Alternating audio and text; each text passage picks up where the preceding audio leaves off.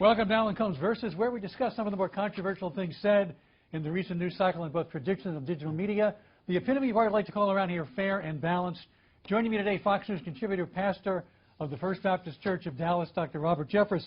Dr. Jeffress, I know you're an ardent Trump supporter. Could anything happen at this point to get you off the Trump train? Well, look, I think the real question for me is what would it take for me to vote for Hillary Clinton? No, a lot more than what I've heard that's already. Not the question. I don't care about it is a binary choice. Could anything stop you from supporting Trump? Again, what would cause me to vote for Hillary Clinton? And I think that's the way most evangelicals see this. But, sir, well, that's the way I'm looking at it. It would take, I'm sure there's something out there somewhere, but I haven't heard it or seen it yet. And I want to remind people, Alan, that in 1980, evangelicals overwhelmingly voted for a candidate who had been a known womanizer in Hollywood, was the first divorced U.S. president. His name was Ronald Reagan. He wasn't an admitted sexual predator. But, he didn't admit to sexual assault. They were not endorsing Reagan's lifestyle. They were endorsing his policies, and I think that's why you have such support here. Nobody agrees with his lifestyle or some of the things that he has said, but they're endorsing his policies. We're not talking about what he said. We're talking about actions. Are 9 women who've come forward lying? Those are allegations, Alan. None of them has been proven yet. Well, we have corroborative evidence. The Christian Post is reporting that 700 Christian women are speaking out. I want to put up what it says. As Christian women were appalled by Republican presidential nominee Donald Trump's recorded remarks that disparage women and condone sexual assault. Such language cannot be dismissed as locker room talk. The sin of misogyny has caused many of us to experience sexual assault or sexually abusive language that threatened our safety, dignity, and well-being. And they're saying the letter calls out Christian leaders who condone such violent speech about women as a minor mistake or an innocent attempt to be macho. Are you one of those leaders?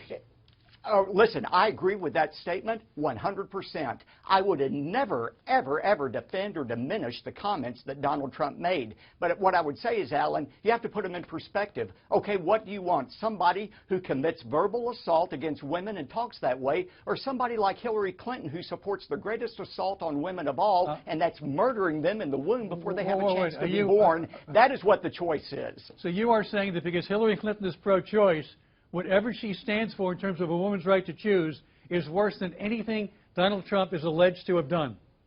I would say murdering females is worse than groping females. Both are horrendous. Neither one should be condoned in any way whatsoever. You know, this is a candidate, by the way, who regenerated the birther movement, continued to delegitimize the office of the president, talks about a rigged election, says people should go and watch at polling places in inner cities. Does it trouble you from a purely Democratic, small d standpoint that this guy is interfering with a peaceful transition to power and hurting our democracy?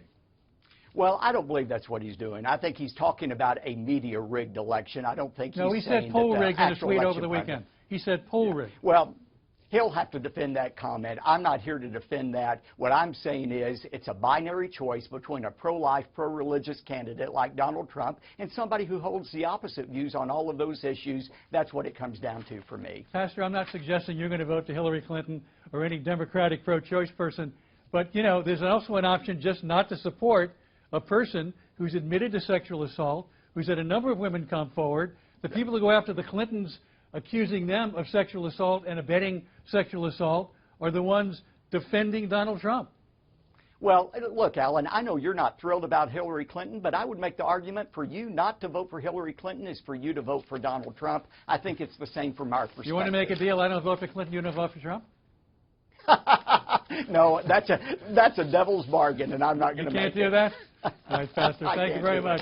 Robert Jeffress, we thank you for being with us. Be sure to follow the pastor on Twitter at Robert Jeffress. I'm Alan Colmes. Thanks for watching.